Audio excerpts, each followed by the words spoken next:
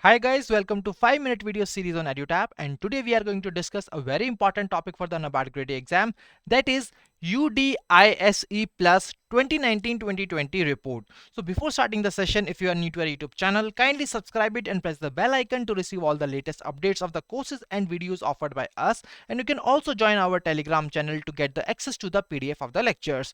So before starting the session, let's see that why this topic is really important for the NABARD Grade A exam. And we are going to do this with the help of a previous year question from the NABARD Grade A 2019 Phase 2 exam.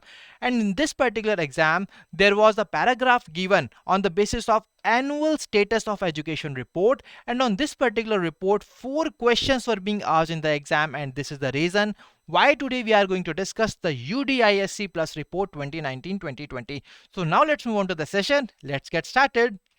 So recently the Ministry of Education has released the Unified District Information System for Education Plus, that is UDISE Plus report for 2019-2020. And if we talk about this UDISE Plus report, it is one of the largest management information system on the school education, and the UDISE Plus report is an updated version of the UDISE report which was started from 2012 to 2013.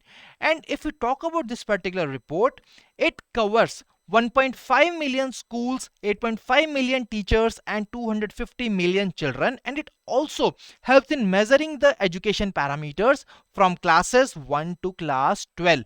So I hope that this is very much clear to all of you. Now let us move on to the key findings of this particular report.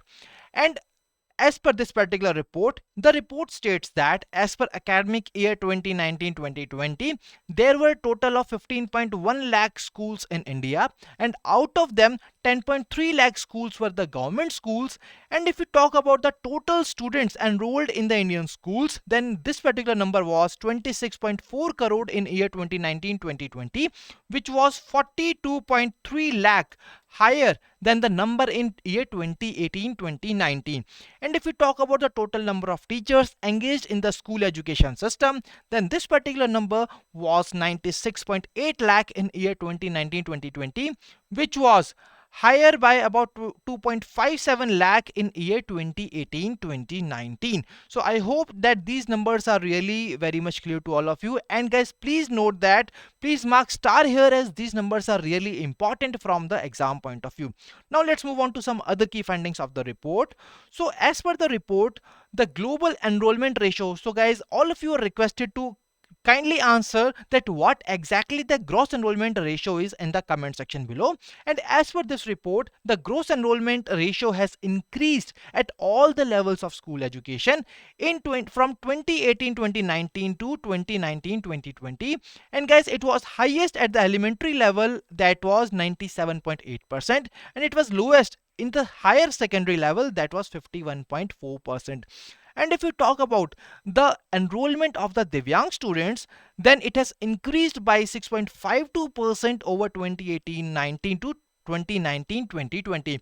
So please mark star here, as this particular percentage is very highly probable to be asked in the exam.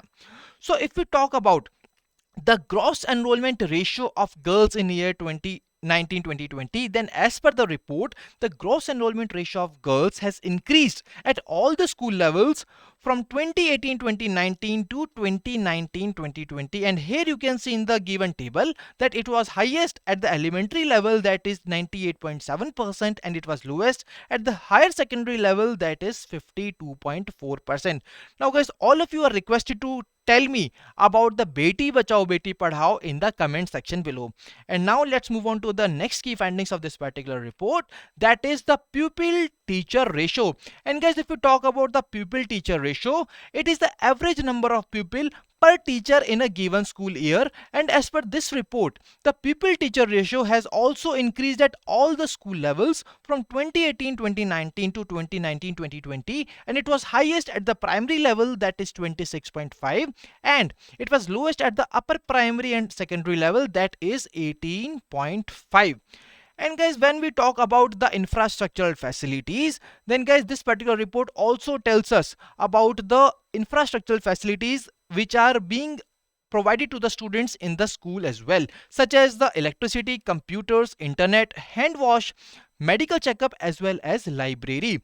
So as per this particular report, this report states that all these facilities have increased from 2018-2019 to 2019-2020. So if we talk about the number of schools in India having the functional electricity, then this particular number was 83.4%. That is, total 83.4% of the Indian schools are having functional electricity, which was only 73% in year 2018-2019.